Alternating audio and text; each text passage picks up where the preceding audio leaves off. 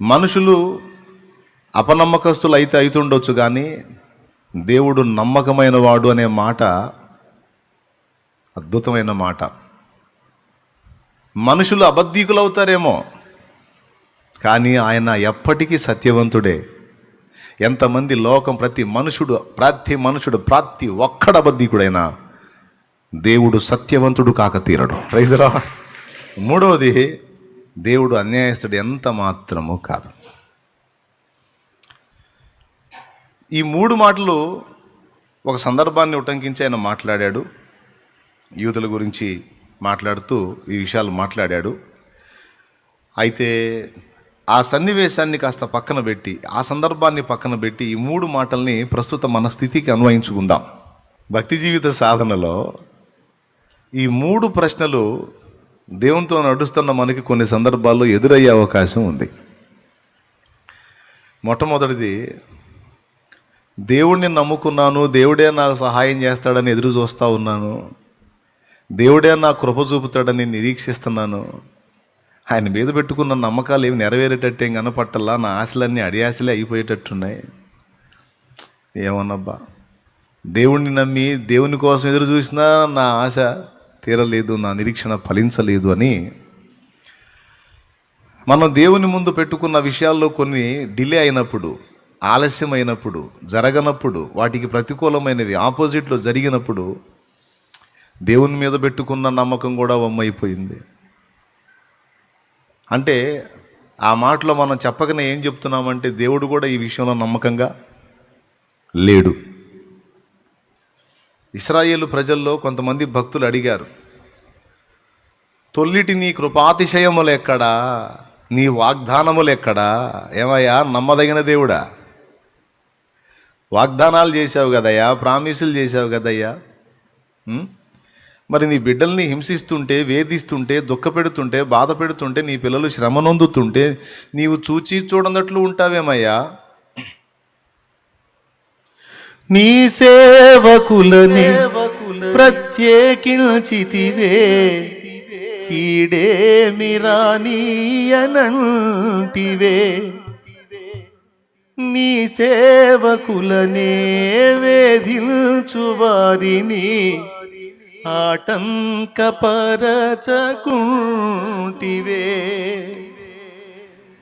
నమ్మదగిన దేవా నన్ను ఎడబాయకుము, విరోధుల చేతులో నన్ను పడనీయకుము.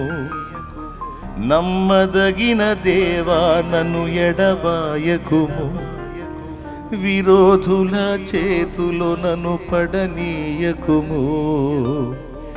న్యాయాధిపతి యేసయ్యా, న్యాయము తీర్చగరావయ్యా. వేదనతో గుండె రగులుచున్నది,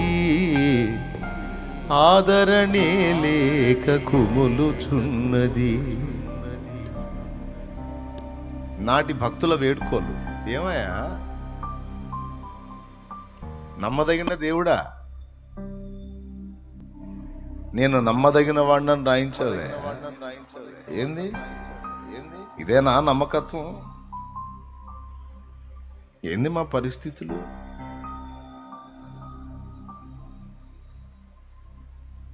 కన్నీళ్ళే అన్నపానాలు అయిపోయినాయి నాయన. ఏంది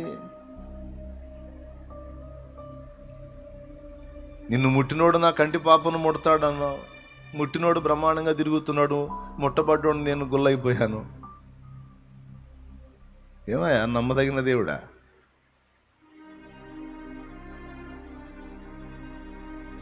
జీవితంలో మనకు ఎదురయ్యేటువంటి కొన్ని ప్రతికూలతల్లో, కొన్ని ఆటుపోట్లలో ఇలాంటి ప్రశ్నలు ఏర్పడతాయి భక్తి సాధనలో.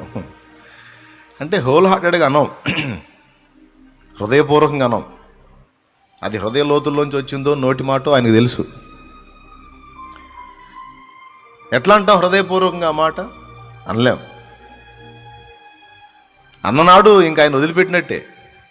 హృదయపూర్వకంగా అయితే అనలేం, కానీ ఆయనకు రోషం పుట్టించాలని, ఆయనకు కోపం తెప్పించాలని, ఆయన రెచ్చగొట్టాలని. స్తోత్రం. కొన్నిసార్లు మనసుకు నిజంగా కూడా అనిపిస్తుంది, దేవుడు కూడా ఈ విషయంలో నాకు న్యాయం చేయలేదు బ్రదరు.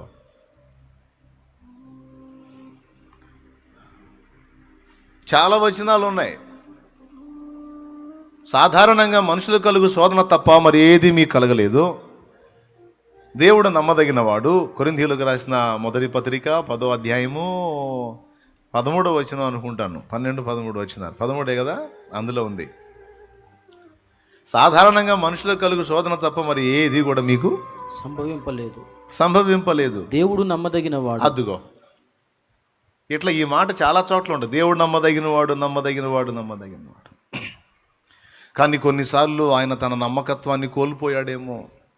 నన్ను విరోధులకు అప్పచెప్పాడు, నన్ను శత్రువులకు అప్పచెప్పేశాడు, నన్ను సమస్యలకు అప్పచెప్పాడు. ఆయన మాటలో నాకు ఇచ్చిన వాగ్దానాల విషయంలో నమ్మకంగా ఉండలేకపోయాడేమో అనిపిస్తుంది మనసుకి. అంటే మామూలుగా ఉన్నప్పుడు భక్తి మాటలు బాగానే ఉంటాయి, కానీ గాయాలు తగిలినప్పుడు అది అనుభవించిన వాళ్ళకి అర్థమైద్ది, ఒట్టోళ్ళకి అర్థం కాదు. సహజంగా ఈ మాట నేను అన్నప్పుడు కొంతమంది ఊరుకున్నాయి అట్ట ఎందుకు అంటాం కన్నాయి సచిన మాట అంటారు. పేతురు అన్నట్టు ఓవర్ కాన్ఫిడెన్స్. కొంతమందికి ఓవర్ కాన్ఫిడెన్స్. ప్రభువా వీళ్ళందరూ నిన్ను వదిలిపెట్టి వెళ్ళిపోతాడేమో, నేను నీకోసం ప్రాణం ఇస్తా అన్నాడు. వాళ్ళందరినీ పక్కన పెట్టి పేతురికి వెళ్ళి చూసి చెప్పాడు, అవునా ప్రాణం ఇచ్చే నువ్వే కొన్ని గంటల్లోనే ఆ యేసు ఎవరో నాకు తెలియదని 3 సార్లు పచ్చాబద్ధం ఫ్రెష్గా ఆడతామని చెప్పాడు. స్తోత్రం. అన్నంత పని అయింది. శ్రమ కొలిమిలో కాలని వాళ్ళు, చేదైన అనుభవాల్లో ప్రయాణం చేయని వాళ్ళు, ముళ్ళ మొకటాన్ని ధరించని వాళ్ళు, ఇరుకు మార్గంలో సరైన రీతిని మోచేతులు పగిలిన అనుభవాలు లేనివాళ్ళు, మోకాళ్ళు పగిలిన అనుభవాలు లేనివాళ్ళు ఎట్టి పరిస్థితులు అట్టనం దేవుణ్ణి. ఆయన నమ్మదగిన వాడు. కానీ కొన్ని చేదైన అనుభవాల్లో ప్రయాణం చేసిన వాళ్ళు కొన్నిసార్లు ఈ పాయింట్స్ మనసులోకి వచ్చి బయటికి అనలేకపోయినా దేవుడు అనుకుంటారు. అలా ఎవరైనా దేవునితో నడిచే బిడ్డల హృదయాల్లో ఆలోచన వస్తే వాళ్ళకి మళ్ళా సమాధానం చెబుతున్నాను. నువ్వు ఇలా అనుకుంటున్నావు, గుర్తుపెట్టుకో.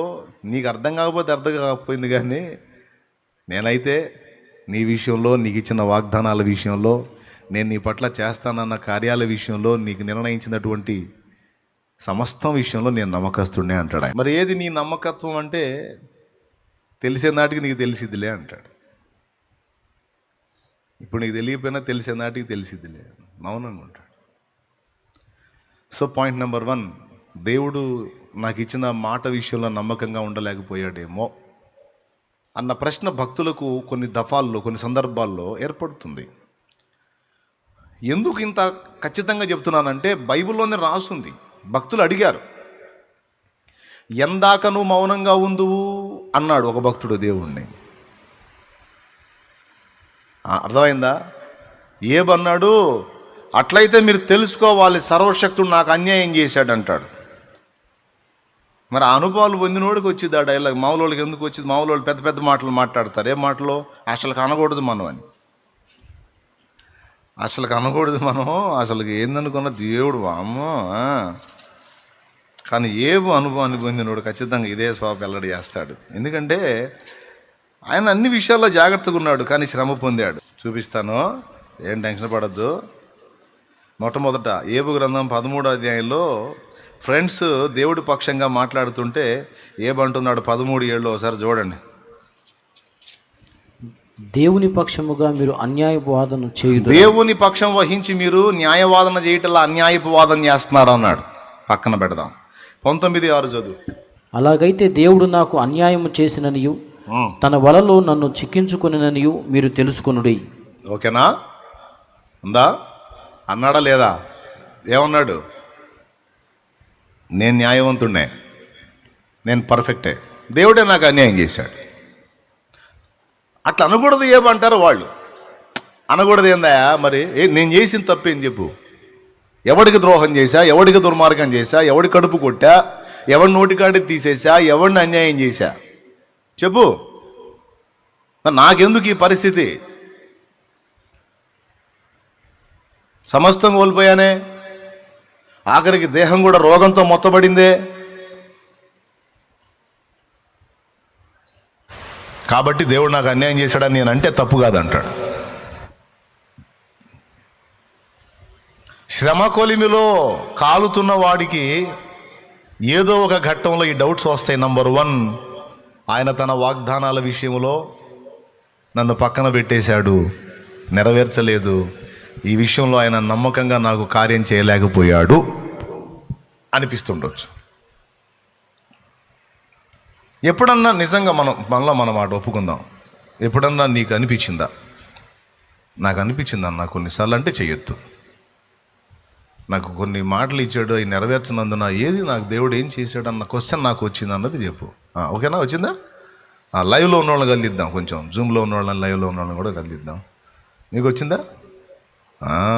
మరి కొంతమందికి రాలేదు, కొంతమందికి వచ్చింది, చేయి ఎత్తారు.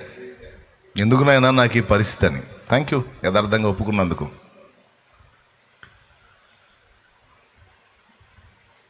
ఒకటి అది. రెండోది, నాకు ఇంత అన్యాయం జరుగుతుంది ఏంది? ఇంత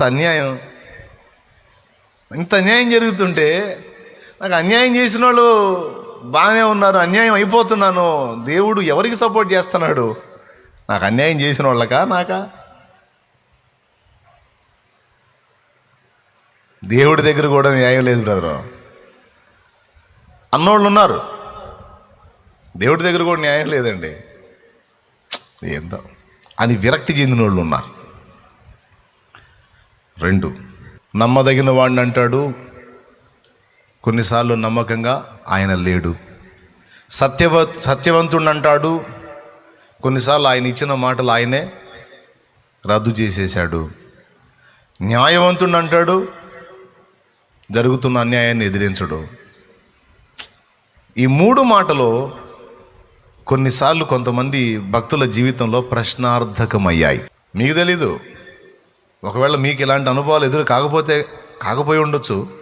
కొంతమంది భక్తులకు ఎదురైనాయి. ఆ ఎదురైన వాళ్ళు ఎవరో బైబిల్లో మీరు వెతికితే మీకు దొరుకుతారు. అడిగినట్టు అడిగారు.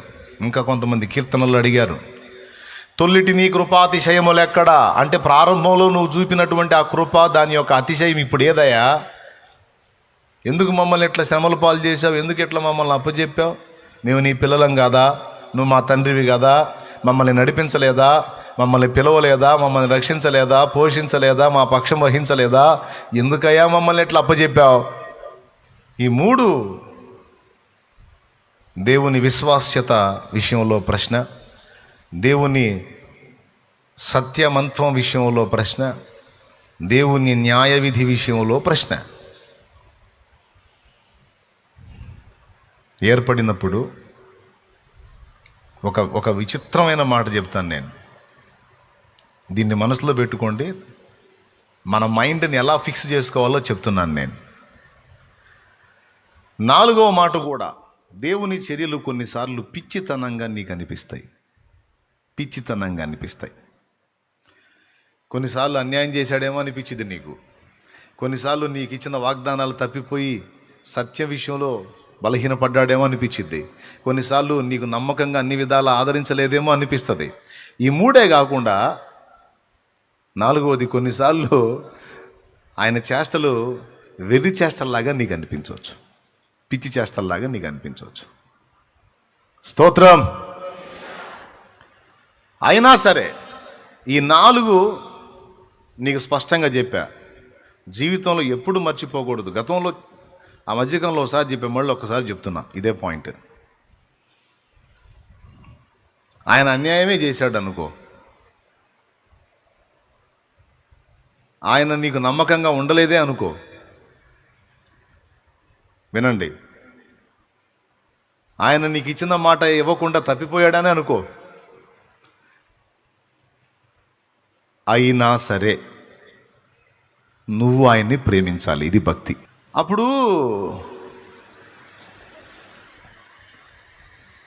అప్పుడు అన్యాయం చేస్తే ఆయన ఎట్లా ప్రేమించగలుగుతాం? ఇచ్చిన మాట నెరవేర్చకుండా అబద్ధం ఆడినట్టు చేస్తే ఎట్లా ప్రేమించగలుగుతాం? మనకు అన్నీ పర్ఫెక్ట్గా ఉంటేనే కదా మనం ప్రేమించగలిగేది. బాగుంది. ఇంకా అది మామూలు విషయమే. నువ్వు చేసిన ఈ పని సామాన్యుడు కూడా చేస్తాడు. కానీ భక్తి, దానిలో పుట్టే ప్రేమ అలాంటిది కాదు. ఎలాంటి విచిత్రమైన ప్రేమ! నువ్వు పలికినా ప్రేమిస్తా, పలక్కపోయినా ప్రేమిస్తా. మొర ఆలించినా ప్రేమిస్తా, ఆలించకపోయినా ప్రేమిస్తా. నువ్వు హెల్ప్ చేసినా ప్రేమిస్తా, హెల్ప్ చేయకపోయినా ప్రేమిస్తా. నువ్వు ఇచ్చినా ప్రేమిస్తా, ఇవ్వకపోయినా. నువ్వు మేలు చేసినా ప్రేమిస్తా, నువ్వు కీడు చేసినా ప్రేమిస్తా. నువ్వు న్యాయం చేసినా ప్రేమిస్తా, అన్యాయం చేసినా ప్రేమిస్తా. ఎందుకంటే యేసయ్యా, నా జీవిత కాలానికి సరిపోయినటువంటి ఒక్క సాక్ష్యాన్ని నువ్వు నాకు ఇచ్చేసావు. ఓ లైఫ్ మొత్తానికి కూడా సరిపోయిన ఒక్క సాక్ష్యం నువ్వు నాకు ఇచ్చేసావు. ఏంటంటే, నేను ఇంకనూ పాపినై ఉండగానే, నేను ఇంకనూ నీచుండై ఉండగానే, నీచురాలనై ఉండగానే, దుర్మార్గునై ఉండగానే, దుర్మార్గురాలనై ఉండగానే, అసహ్యురాలనై ఉండగానే, నేను ఘోర పాపినై ఉండగానే నీవు నన్ను ప్రేమించి ప్రాణం పెట్టావు. ఇక చాలు, నేను నిన్ను ప్రేమిస్తా. ఎందుకంటే సిలువలో నీ విలువ నాకు తెలిసింది, సిలువలో నీ ప్రేమ నాకు తెలిసింది, సిలువలో నీ నమ్మకత్వం నాకు తెలిసింది, సిలువలో నీ న్యాయ విధి నాకు తెలిసింది, సిలువలో నీ సత్యసంధత నాకు తెలిసింది. ఎందుకు సిలువెక్కాడు? న్యాయాన్ని ప్రేమించాడు గనుక సిలువెక్కాడు. ఎందుకు సిలువెక్కాడు? మనందరి కన్న తండ్రిగా మనకు నమ్మకమైన వాడుగా ఉండునట్లు సిలువెక్కాడు.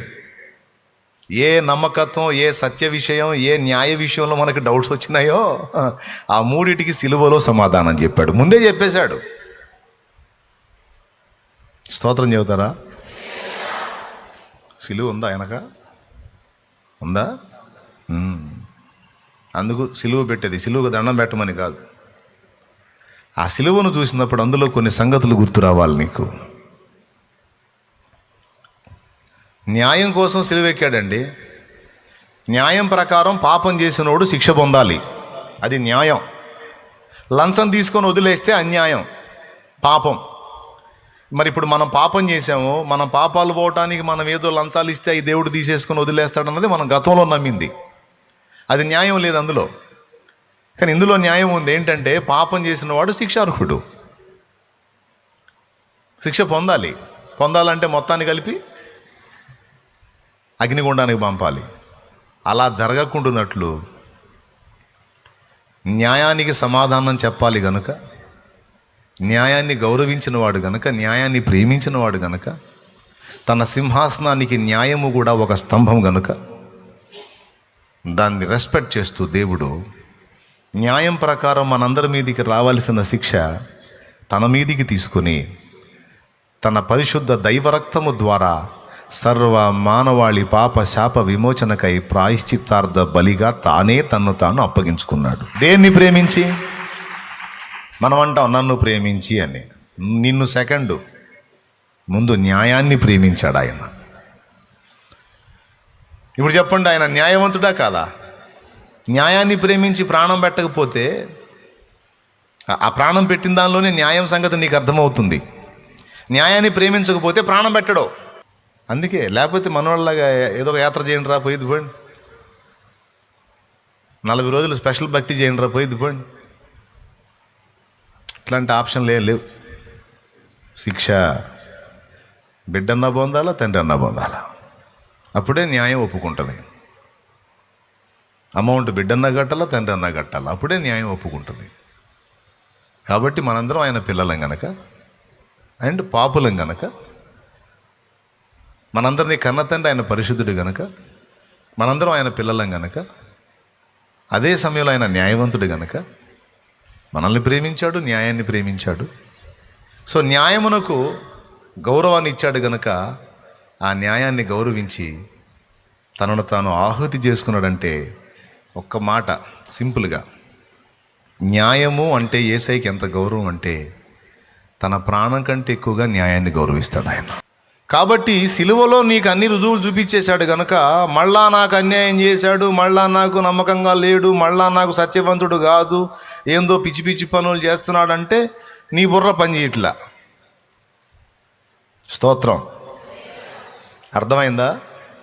నువ్వు భావోద్రేకాలకు లోనైపోయి టెంప్టేషన్కి శోధనకు గురైపోయి నువ్వు రివర్స్లో మాట్లాడుతున్నావు, నేను రివర్స్లో మాట్లాడుతున్నాను.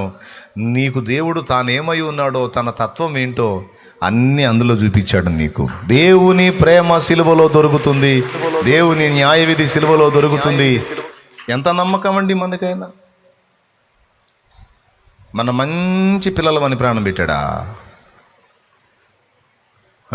మన హృదయంలో తొంగి చూద్దాం మన బతుకులు ఏందో. మన బతుకులు ఎంత దరిద్ర బతుకులు మనవి.